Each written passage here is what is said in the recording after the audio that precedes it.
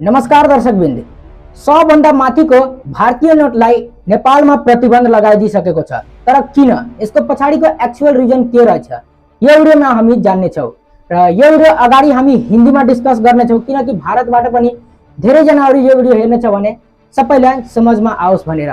Please मेरा request रहेगा इस वीडियो को पूरा लास्ट तक देखिएगा ताकि आप लोगों को समझ में आए कि क्यों भारतीय नोट को नेपाल में प्रतिबंध लगा दिया गया है। तो दोस्तों सबसे पहली बात कि नेपाल और भारत को बेटी रोटी का रिश्ता से जोड़ा जाता है और बेटी रोटी का संबंध भी है दोनों देशों के बीच और इसके कारण से दोनों ही देश का जो बॉर्डर है पूरा एकदम ओपन बॉर्डर है, आना जाना लगा रहता है। दोनों ही देश के लोग एकदम आराम से आ जा सकते हैं, कोई यहाँ पे प्रतिबंध नहीं है। उसके वजह से भारत में रहने वाले लोग नेपाल में आकर के काम करते हैं, पैसा कमाते हैं और भारत में रहने वाले लोग नेपाल में आकर के काम करते हैं, यहाँ पे पैसा कमाते हैं।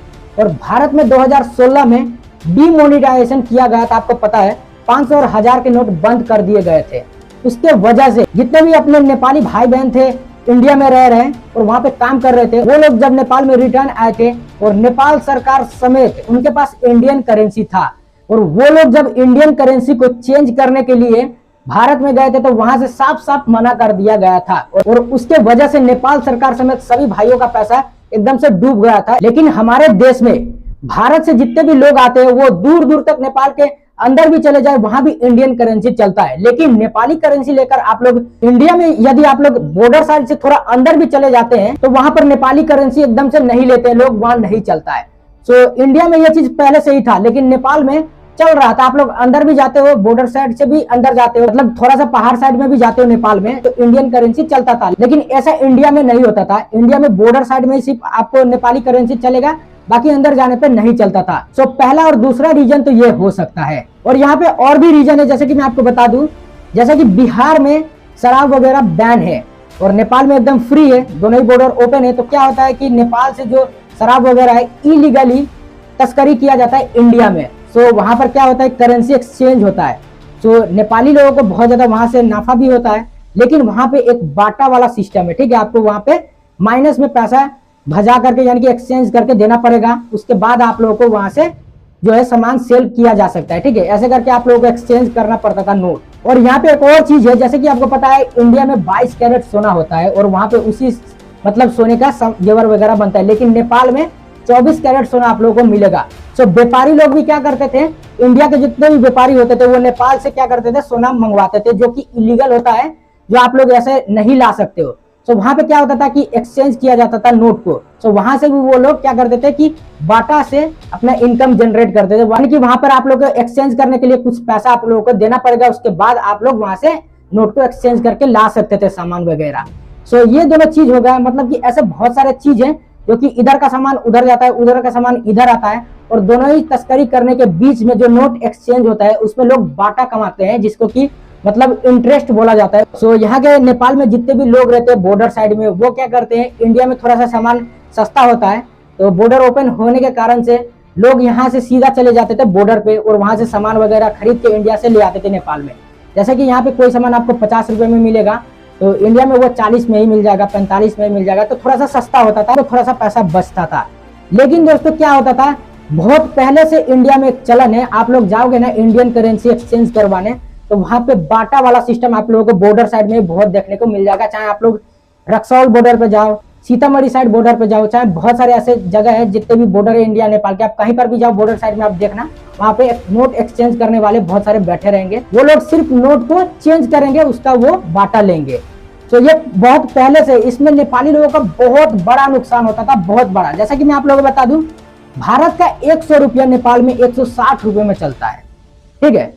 और नेपाल का 100 रुपया भारत में आप लेके जाते थे तो सिर्फ 60 रुपए में चलता था। लेकिन ये चीज एकदम से उल्टा हो गया अभी, मतलब उल्टा तो नहीं हुआ लेकिन पूरा एकदम अभी माइनस में हो गया। जैसे कि आप लोग अब भारत का 100 का नोट अब नेपाल में -5 में चल रहा है, 155 रुपए। और बहुत सारे अभी मैंने देखे हैं, जब मैं मार्केट में जाता हूँ वैसे मैं देखता हूँ 150 में अभी लोग एक्सचेंज कर रहे थे नोट। इससे नेपाल को तो फायदा हो ही रहा है, नेपाल सरकार को भी फायदा हो रहा है। और जैसे कि नेपाल सरकार ने हाल ही में नियम लगाया, सुनने में आ रहा है, मैंने बहुत सारे न्यूज में भी सुना कि 100 से ऊपर का जितने भी आप लोग सामान इंडिया से नेपाल में अगर लेके आते हो तो उसका आपको मतलब भंसार लेना पड़ेगा, वो कटवाना पड़ेगा। लेकिन पर्सनली आप मेरे से पूछोगे तो मैं नेपाली हूँ और मैं नेपाल में ही रहता हूँ और नेपाल में रहने के साथ साथ बॉर्डर साइड में रहता हूँ। यहाँ से बस 1 किलोमीटर में ही बॉर्डर होगा। मैंने बहुत सारे ब्लॉग भी डाले, उसका लिंक मैं डिस्क्रिप्शन में दे दूंगा, आप लोग देख लेना वो ब्लॉग कितना ओपन होता है बॉर्डर यहाँ का। सो मैं पर्सनली बताऊँ तो ऐसा कुछ भी नहीं है। 100 रुपए का सामान नहीं, आप लोग 1000, 2000, 5000 का भी सामान लेके आओगे तो उसका भंसार कोई नहीं यहाँ पे कटवाता है। मतलब बहुत बड़े मात्रा में अगर आप सामान लेके आते हो नेपाल में, एंटर करते हो, उसका आप लोगों को भंसार देना पड़ता है। लेकिन ये छोटे मोटे सामानों का भंसार, घर के लिए आप खर्च के लिए लेके आ रहे हो, मतलब उन सब चीजों का भंसार नहीं करता है। लेकिन सरकार ने ये नियम लगाया है, जहां तक मुझे सुनने में आया है। अब ये कहां तक सही, ये न्यूज वाले कितने सही दिखाते हैं वो तो मुझे पता नहीं है, लेकिन हाँ ऐसे था, सुनने में आया था। लेकिन ऐसा पर्सनली मेरे से पूछते हो तो यह चीज नहीं है, आप लोग ज्यादा भी मात्रा में लेके आ सकते हो। लेकिन बहुत सारे लोग बोल रहे थे कि नोट का रेट घटने की वजह से वहां का सामान का वैल्यू भी घट जाता है। ऐसा कुछ भी नहीं है, सामान अभी उतना में ही चल रहा है, लेकिन नोट का रेट घट चुका है, ये चीज सही है। अभी नेपाल में पूरा एकदम प्रतिबंध लगा दिया गया। आप मार्केट में भी, अभी मैं जाता हूँ, पर्सनली मैं अपना ही बात बताता हूँ, अभी मैं भी इंडियन करेंसी को लेकर के मार्केट में जाता हूँ तो वहां पर एकदम से मना कर देते हैं, लोग नहीं लेते। लेकिन यदि वो लोग लेंगे तो आप लोगों को माइनस में देंगे। जैसा कि मैंने आपको पहले भी बताया कि 100 का नोट 160 में चलता था, वो भी 155, 53, 52 या फिर 150 में भी लेंगे। 52, 53 का भी रेट चलता है, 55 का भी रेट चलता है।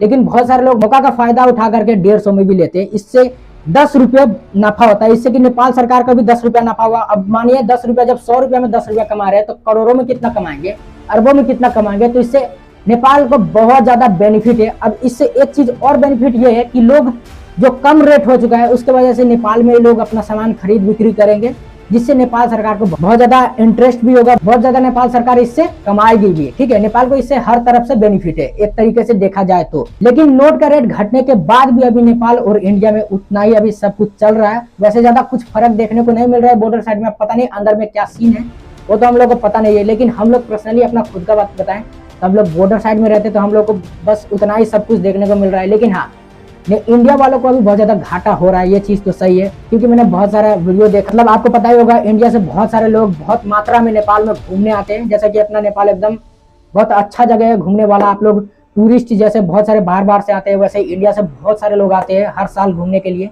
तो वो लोग बहुत बहुत पैसे लेके आते हैं, तो उनको भजवाना पड़ता है, यानी कि एक्सचेंज करना पड़ता है।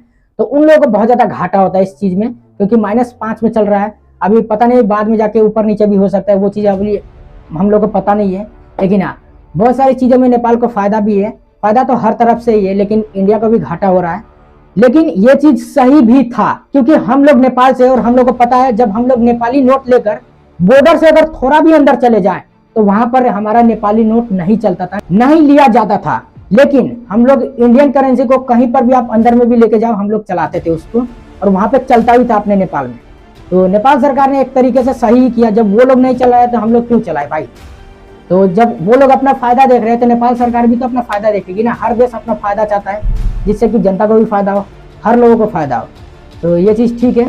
तो ये सारा कुछ रीजन हो सकता है इंडियन करेंसी का नेपाल में प्रतिबंध लगने का और माइनस में होने का। सुहा, अब पूरा चीज क्लियर होगा। यदि आपको वीडियो अच्छा लगा होगा तो और भी डिटेल में हम लोग डीप में समझने की कोशिश करेंगे, इसका नेक्स्ट पार्ट लेकर आएंगे।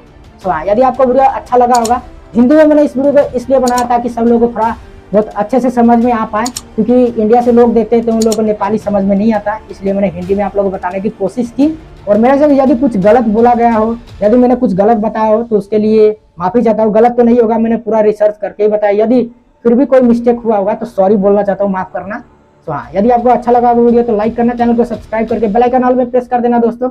और नीचे कमेंट में आप अपना राय बताना, क्या आपको लगता है, क्या रीजन हो सकता है, और आपका इसके ऊपर क्या टिप्पणी है वो भी अपना कमेंट में बताइएगा।